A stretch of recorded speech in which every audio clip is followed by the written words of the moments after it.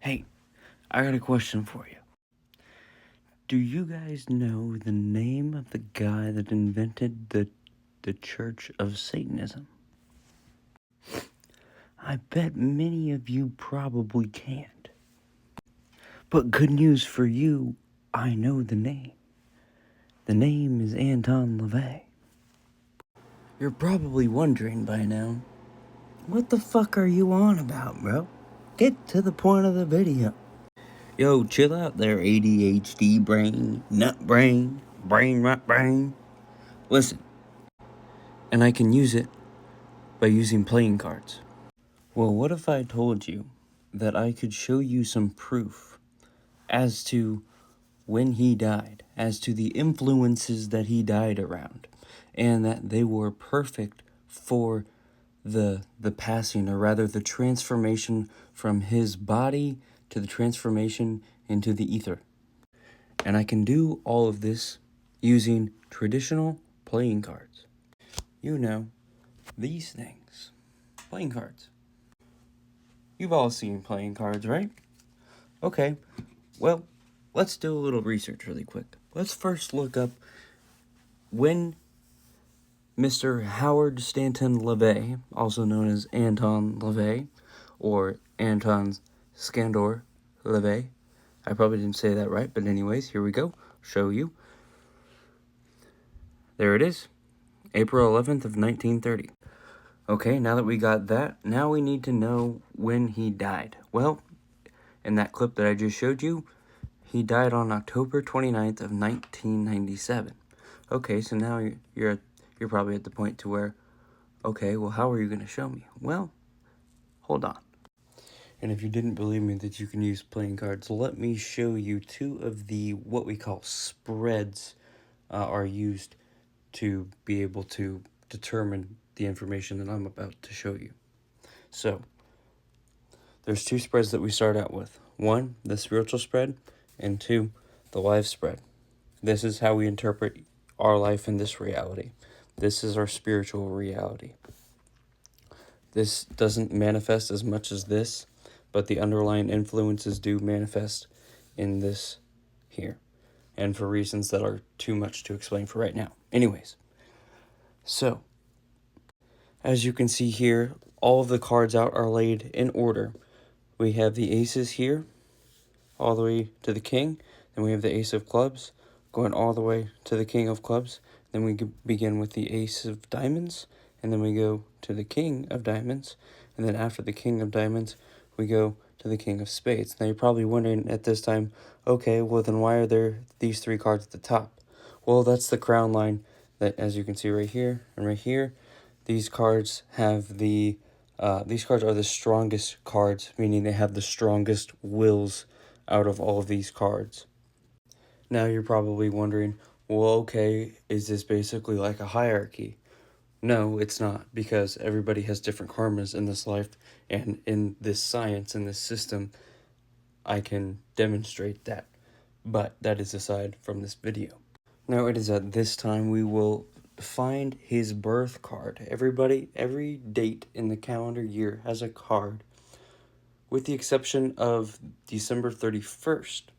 But December 31st has its own card that is not in the 52 deck of cards. It's in the entire deck of cards, because the Joker belongs to December 31st.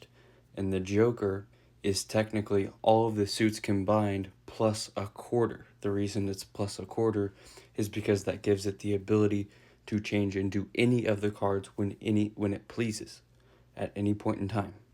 Whereas us, we have more of a fixed nature, but even with that said, that is not pessimistic or negative by any means.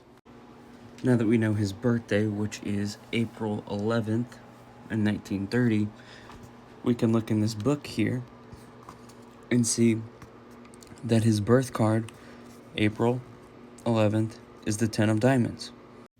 Now then, we also need to find out another card in order to fulfill this process more clearly. So we need to find out what his zodiac sign is. And well, I already can tell you, it's Aries. And the planetary ruler of Aries, meaning the planet that rules over the sign of Aries, is what? It's Mars. And in this system of cards, as you can see here, we have 13 cards. 1, 2, 3, 4, 5, 6, 7, 8, 9, 10, 11, 12. Sorry, 12 cards. And we will find out, since he is the 10 of diamonds, as you can see here, we need to find his Aries card. His Aries card is right here. It is the Ace of Diamonds. Okay, now that we have that information, now that we know he is the 10 of diamonds and the Ace of Diamonds, we can move forward. So in this spread that I showed you over here, so going all the way up to Neptune, each period, Mercury, Venus, Mars, Jupiter, Saturn, Uranus, Neptune, Pluto, or sorry, just Neptune, not Pluto. All of these cards from Mercury to Neptune include 13 years, roughly 13 years. Now you're probably wondering where 13 comes from. Well, that's going to be for a longer video, not this. And what each of those periods signifies is how we progress throughout our lives, meaning how we will perceive those times throughout our lives. So for the first year, meaning age 0 to 1, all the way up until we turn 13, we are ruled by Mercury, meaning we are in the Mercury period. And so we experience it, whatever that Mercury card is, roughly. And then after we get past Saturn, almost into Uranus, but depending on how long we live, we can experience the Uranus and Neptune periods in roughly the same time frame. And the reason for that is none of us really have a certain time in which we decide to pass. So that is why. Now, after I've been rambling on for 7 minutes, now let's get to his spread. So, this is his life spread I'm about to show you here. This has all of his cards in it, okay? Now, in this period, which he started in 1995, because remember, he died the 29th of October in 1997. He died on a Wednesday. So, these are his period. These are his cards for his 13-year period, his Uranus period, as you can see here. Now, a 3 is very unstable energy, and mixed with the 7, that's very much a pessimistic or a tendency to manifest negative thoughts pertaining to whatever the cards are in that period. And especially since it's because it's a spade, spade signifies will, it signifies spirituality, it signifies we must overcome our tendencies towards depression. Now, in the other spread, the lower spread, the one with the Ace of Diamonds, if you go back in the video and see, he has another 7, but this 7 is a 7 of clubs, and the vertical card is a 5 of diamonds. Now, at this point, you're probably wondering, okay, well, what are all these numbers mean? What do they mean? So 7s are basically transitioning, are on the edge of the mundane and the spiritual, okay? Because you have the 6, which is behind the 7, and you have the 8, which is in front of the 7, okay? And the 7 wanes in the middle.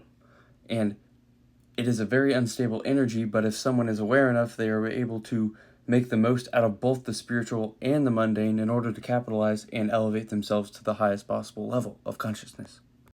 However, we have the option of choosing whether or not we want to manifest the positive or the negative quality of the card, or the higher side or the lower side. So now that we know his 10 of diamonds, which is his birth card in Uranus in his 13-year period, has the 3 of clubs and the 7 of spades. The 3 of clubs defines the experience the most. It's the overwhelming experience that we go through. It's the event of that 13-year period. And the card below that further describes that experience. Could either be a person, could either be some topic or subject, or some part of our life. And since it's the 7 of spades, it probably signifies work or health or something spiritual of some kind, which we know Anton was spiritual because, well, he created you know what. Moving forward, we have the 7 of clubs and the 5 of diamonds. The 5 of diamonds signifies a transitioning of values. It means a change in heart. And along with the 7, that also signifies mental. Clubs signify mental knowledge. So we can therefore signify that it means changing of the mind.